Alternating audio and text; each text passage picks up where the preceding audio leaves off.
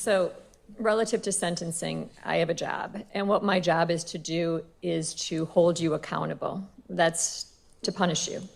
It's to protect society. It's to find a way that you never come back here again, to rehabilitate you. And it's to deter others from engaging in like behavior. At the point of sentencing, I have to look at different factors. I have to look at your past record. And I'll agree with the defense that the prior record on its face is not as egregious as many cases I see in my courtroom. Quite often you see a background filled with felonies and violence. But what I said was on its face. When you look at the record as it's worked through in the pre-sentence investigation, I'll agree with the state that there are some red flags that jump out at you that show a level of violence that may have been a precursor. You know, when you look at the original case mentioned from Pewaukee from March of 2010, it looks like it's an underage drinking party. And when the officers come in, they find a bunch of people hiding, and they indicate they're about to do a search. And later there's people saying that they were being held in the home against their will. Kind of a weird comment to have on an underage drinking party. Ultimately, they find Mr. Anderson hiding behind an entertainment center. He's belligerent. He tells the police, "Fuck you, I hope you're proud to serve your country this way." He's then very coarse, and his comments are obscene. He then urinates in a police vehicle and calls a female police officer a cunt. Inappropriate. Then we have the 2014 case that involves the mother, where officers are dispatched to a location. They enter the home, they see, they make contact with the mother. She indicates that her son was in the kitchen. Officers approach, and the response is, "What are you gonna do, shoot me?" And he runs out the door. He then jumps into his mother's vehicle and apparently steals the mother's vehicle and drives off. The mother indicates that when she returned home from work, he was acting strange. He was sweating profusely.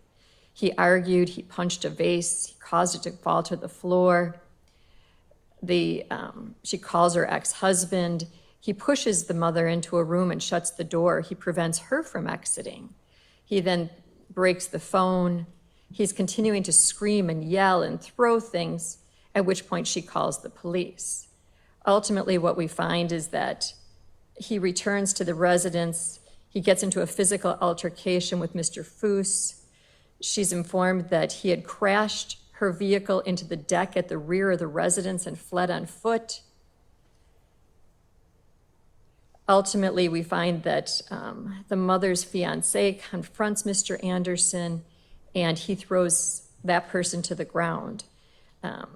He's able to get back in the house and to prevent Mr. Anderson from getting in. He suffered 3 to 4 broken ribs as a result of the altercation. Ultimately, they have to meet with Mr. Anderson at the hospital because it appears he suffered a broken collarbone. He's convicted ultimately of disorderly conduct because he says Mr. Foose pushed him down the stairs as he tried to gather his belongings. It's interesting when you see Mr. Anderson's comment about that because he just says that Mr. Foose just poked him. Sounds like a bit of a discrepancy there. Then we go on and we find the issue with the grandparents. And the grandparents call the police and they say that he needs someone to talk to about his mental health and that he's smashing a glass in the sink, causing it to break. He goes in the basement, he punches a hole in the wall. He breaks the other phones. They have to go to a landline at a neighbor's, ultimately to call the police. It just sounds like he is to some extent out of control. He's ultimately on probation. He's given conditions of no drinking. He's given conditions of having anger management counseling. He tells the agent other people probably deserve to do anger management. I don't. He then goes on and tests positive repeatedly. To look at his explanations are ridiculous. At one point, he claims that he accidentally grabbed someone else's Red Bull that had liquor in it, But going through the repeated indication, it sounds like Mr. Anderson's the guy that does what he wants, when he wants, and he follows his own rules, not the rules imposed on him. And that's a frightening thing. You know, I read through the defendant's version of what happened. And it starts off by indicating that he was skeptical to meet with the pre-sentence investigator because he did not receive a fair trial. And there's no reason to believe that this writer's report would be fair or impartial. You know, speaking about the trial, you know, there's a constitutional right to a trial. Every person charged with a crime has a constitutional right to a trial. And we do not in any way penalize anyone for going to trial. It's also a constitutional right to be represented by counsel. And Attorney Cotton did his job, which is just his job to represent Mr. Anderson. That's under our Constitution, the rights that exist. Now, you get credit for taking responsibility. You get credit for resolving a case early. You get credit for stepping forward and saying, what I did was wrong. Because usually this first step in rehabilitation is taking of responsibility. And we didn't have that here. That's why it's important to read what his version is. So you heard him say today that he didn't commit this crime. What he said about the offense was that they met for food and drinks and they proceeded to his apartment, and that's pretty much all there is to say, he said. He offered no other information as to what transpired that night. He later said that he regretted he did not walk Miss Robinson to her vehicle when she left his apartment, and he believed it was at that point she was abducted by an unknown assailant, quote, either from the alley or from my backyard, unquote. When asked how he accounted for his presence in the area where Miss Robinson's vehicle was set on fire, Mr. Anderson said that he was set up. He stated he was in the area to buy marijuana, and quote, and all it would have taken was for someone to know where I lived and where I'd be in the morning, unquote. He would not tell the writer when or how he made the arrangements to purchase the marijuana, and then instead stated, quote, I plead the fifth. He then went on to point to things that he claimed were egregious errors at the trial. He claimed that there was a video that showed the photos on the phone and that the state only played stills of the video. That wasn't the evidence at trial. Am I correct? Yes. He claims that the still photo that showed his hand grasping Miss Robinson's breast was part of a video, and it was only a still that was shown. Incorrect, correct? You're correct. Okay. He indicated that at trial it was flaunted, the difference in age. And when I read that, I was somewhat shocked because I didn't really find that that was pointed out at all during trial. I mean, it was mentioned how old she was, but other than that, I didn't think that that was in any way an issue, and it barely even made it into my notes. So my point is, I thought it was interesting how his view of reality seems different from what I find truly transpired. And I found it at numerous points during the pre-sentence investigation. You know, looking through this pre-sentence investigation, his viewpoints were very inconsistent with the reality. You know, I think the first issue relative to the mother's fiance, that was credibility. You know, it sounds like he lied to law enforcement. You know, he's asked, have you ever been involved in mental health treatment? Have you ever been in a mental health facility? Have you ever received treatment? He responds in the negative, but then we have the mother indicating that he was in an outpatient at Rogers. He indicates that he never made a suicidal attempt or had an ideology of SAID. But then we read about in the Navy how he was dismissed from the Navy due to a medical release, which appears to be related to the suicidal attempt in trying to hang himself. You have him saying about school, I did okay, but then you look at the history of how he did in school, and his grades were pretty abysmal. just odd things. Like he talks about how he purchased the home himself for $160,000, but the mother says, no, I told the dad to buy him the home. It just seems like he has a different view of reality than the rest of the world does. So when I look at the criminal history, which I'm bound to do, it reflects low-level misdemeanors, but the facts underlying those low-level misdemeanors are replete with points that raise your concern. I next have to look at whether he has a history of undesirable behavior, and I think I've charted through what basically I found in the pre-sentence investigation. As to his personality, character, and social traits, it appears that he has had employment. That's a positive. It looks like he jumps between bartending jobs at numerous facilities. But who is a person who would do this crime? You know, what's the character underlying that? How can someone get to a point of inflicting such damage on a person, not only killing the person, but then dismembering, and then after that, discarding the body throughout the community? It's unconscionable, is where it comes down to. I did read the letters that were supplied on behalf of Mr. Anderson, and I do agree. They paint a picture of a man who helped his family when in need, who cared for animals, who went out of his way to love and support his family. But they love him, and that's clear. And that weighs on his behalf. You know, the fact that there are people out there that care and love him, that says something good. You know, quite often we do trials or we go to sentencing and there's no one here on the behalf of a defendant, which is really tragic and sad. So it says something good that a family does still care about him.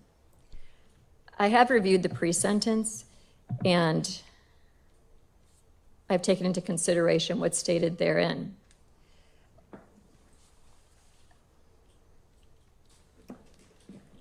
I have to look at whether you're remorseful, and I don't think you're remorseful in any way. I don't think that you have gotten to the point of taking any form of responsibility for what transpired. You know, the investigation that was conducted in this case, it was a dedication by numerous law enforcement officers to work tirelessly to put together the pieces to determine exactly what happened underlying this matter. You know, I do think that jury trials, they do re-victimize the victims. You know, it's hard to sit and watch a trial. It's hard to see the details. And it's hard, you know, not even to have known Miss Robinson, to wipe from my mind what you saw during that trial. And I didn't love her. I didn't know her, but you did. And that's a hard last thing to have in your minds. So I do understand how trials do re-victimize the victims. So when I look at the character of the defendant, I find the character wanting. When I look to the severity of the offense underlying this matter, I do sit in homicide court. And I can tell you on a daily basis, you don't understand why things happen. You know, almost every case, the victims come in and they want to know why. Why did it happen? Why did you have to do this? Why did you have to get to that point? And more often than not, there's no answer. We never know. It never makes sense. There's never do you walk away and say, oh, I understand why that transpired. It just doesn't happen.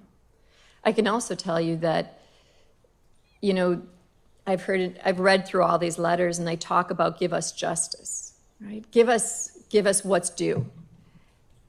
But I can't give you justice. There's no way you will walk out of here, no matter what I do today, and high five each other. There's no way you walk out of here and you say justice is served, because justice would be having Miss Robinson back to you. Justice would be having her with you for the rest of your lives. And you never get that. You know, to hear about her, she was an innocent victim. You know, she was a girl that I would hope all young ladies strive to be. You know, to hear about working 2 jobs, to reach her goals, to be going on for schooling and further education, but then to hear about how much she was loved in the community by almost everyone that touched her. You know, it was interesting to go through the letters because I got the letters that were from who I expected, you know, the mother, the father, the sister, the loved ones. I also got a letter from the real estate agent that worked with Ms. Scarborough. I got a letter from citizens. And I can't tell you, I really debated whether or not I would share this, but there was a letter from a citizen that doesn't know Ms. Robinson, never met her. And this is what he said, or she said, I don't know. The person signed it as Stargazer. In pertinent part, it says, Sade Robinson was not a torso. She was not evidence. She was a full, living, radiant human being. She had dreams, plans, and a future she was building with pride. She had people who loved her and that still love her, more than words can hold. And she had a right to live, to breathe, to laugh, to grow old. That right was stolen in a way so vile, so deliberate, that it tears at the fabric of what we call humanity.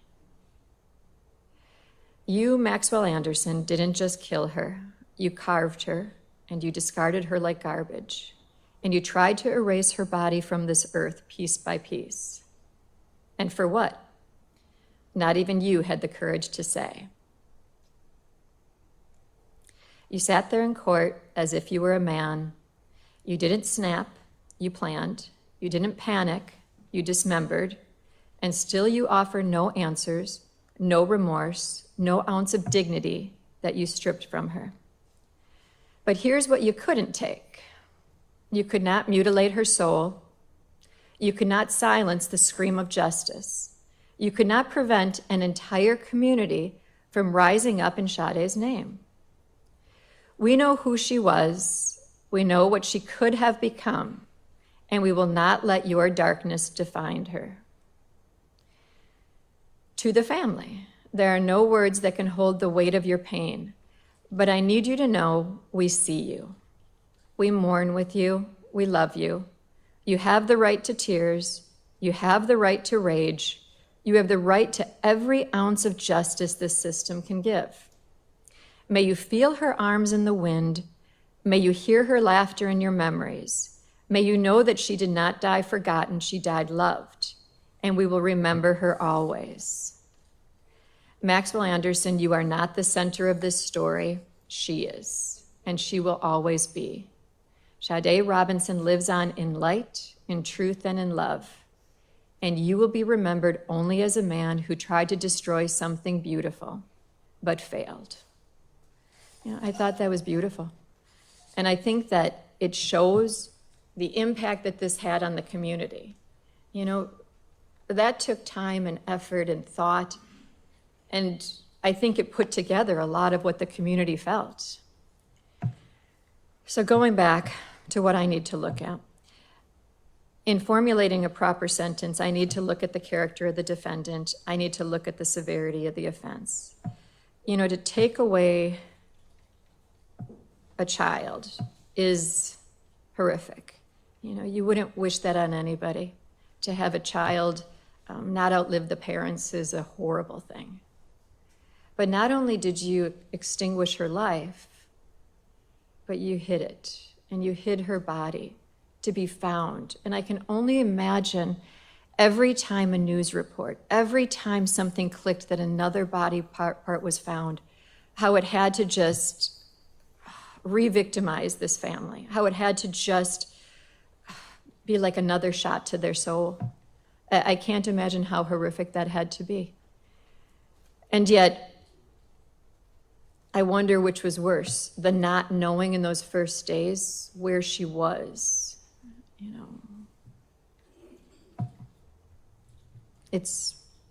I can't even think of a word, horrific. It's beyond imaginable for a parent to think of not being able to know if your children are dead or alive, and then to learn that they were dismembered and disgraced to the extent that this poor girl, her body endured, is beyond understanding. So the severity of the offense, I'll agree. It's definitely at the top of some of the worst homicides I've seen in this court. Looking at the impact on the community, I read that letter because I thought it stated to a great extent what we're here about. You know, what my job is to do, it is to hold you accountable and to punish you. It is also to protect society. And that's about how do we figure out if at some point you're redeemable? How do we figure out if at some point you will change your mindset? You will get the therapy and education to be at a point where you will be safe to have in the community. Now, part of that goes into the fact that you don't take responsibility.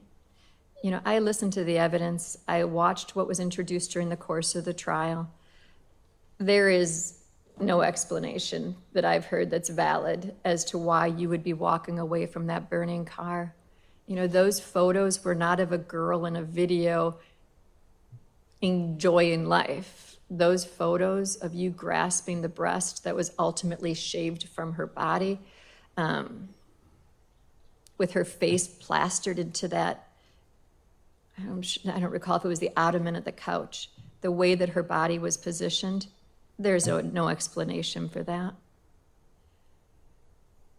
I don't need to rehash the evidence. I've gone through all my notes from this trial, and I think that Attorney Vance Cruzan did a nice job of summarizing in pertinent part the details.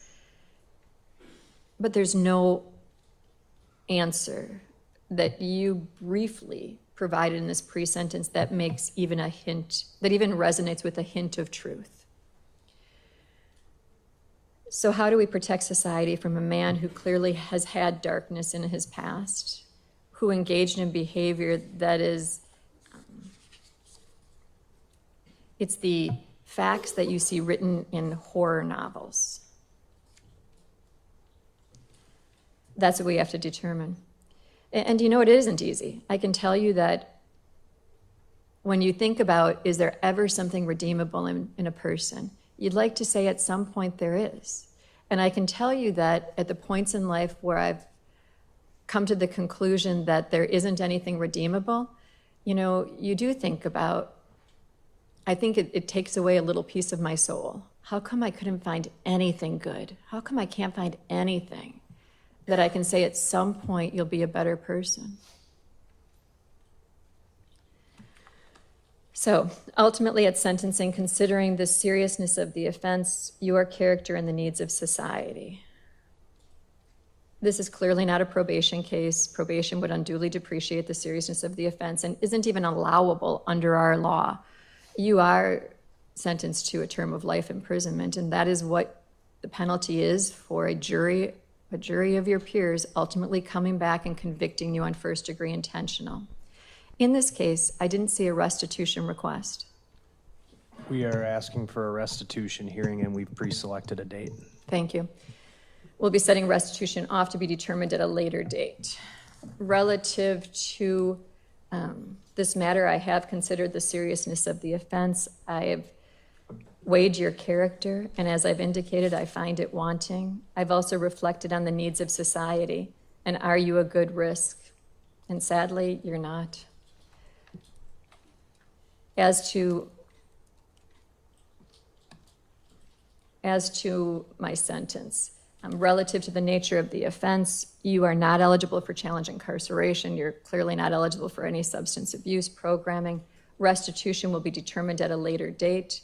You do need to submit a biological specimen to the state crime lab and pay the surcharge thereof. You do have the right to appeal, and if indigent, you have the right to the assistance of the public defender. What you need to understand is that a notice of intent to pursue post-conviction relief must be filed in the trial court within 20 days after sentencing for your rights to be preserved. You have been convicted of a felony, you may never possess a firearm. If you do, you're looking at 10 years of imprisonment, a $25,000 fine, or both. You may not possess body armor at any time in the future. If you do, you'll be subject to 15 years of imprisonment, a $50,000 fine, or both. You cannot vote in any election.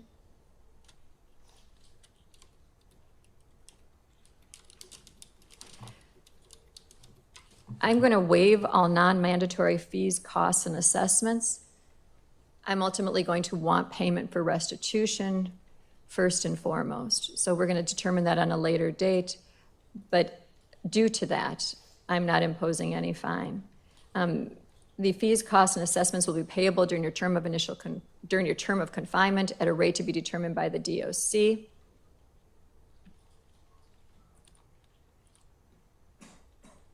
Pretrial incarceration credit. I'll get that information to you. Okay. So relative to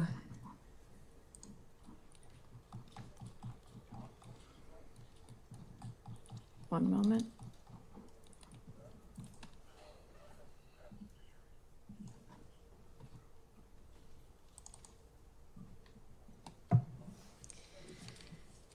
Count 3, arson of property other than building. That's a Class I felony. On that offense, you are looking at a fine of up to $10,000 or imprisonment for not more than 3 years and 6 months, or both. Relative to that matter, the maximum is 18 months of initial confinement and 2 years of extended supervision. I am imposing 18 months of initial confinement and 2 years of extended supervision.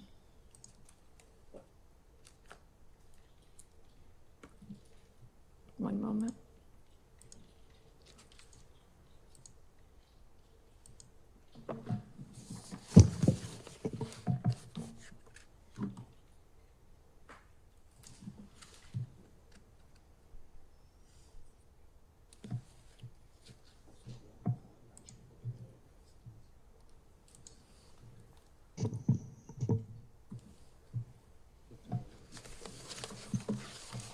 As to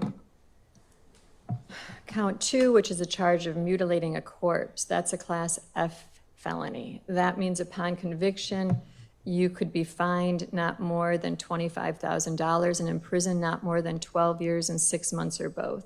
Relative to that, the maximum is 7.5 years of initial confinement and 5 years of extended supervision.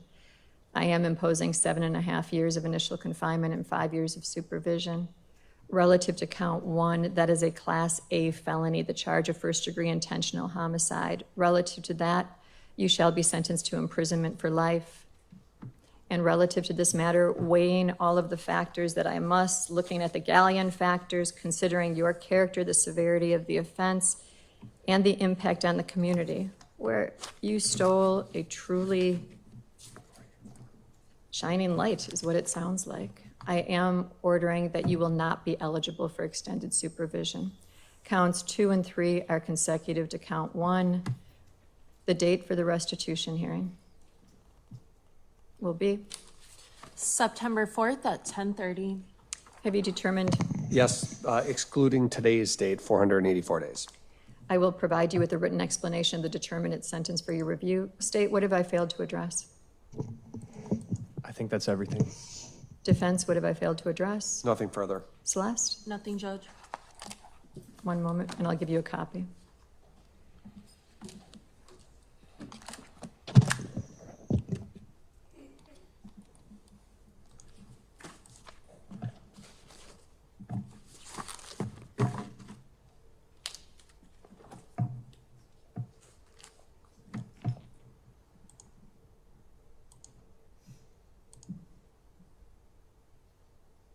Is there a printer in the paper?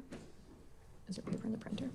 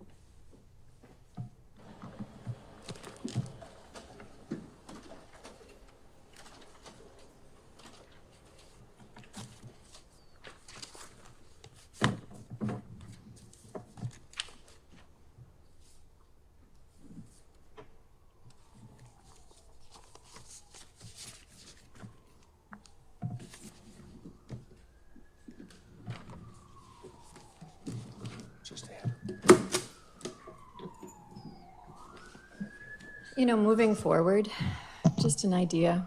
You know, Sade Robinson, she was working so hard for good. She was working so hard to achieve so much. I haven't heard a word about how she was involved in violence or any type of attack or any type of ugliness. Wouldn't it be great if we all move forward not thinking about retaliation or revenge or hunting people, but about let's emulate that spirit and move forward trying to be kind and gracious to all. I mean, that's clearly the effect she had on the community. If we all try a little harder to step away from violence and to be kind to each other, to communicate more, maybe our world will be a better place. Just an idea. Thanks, everybody. Thank you.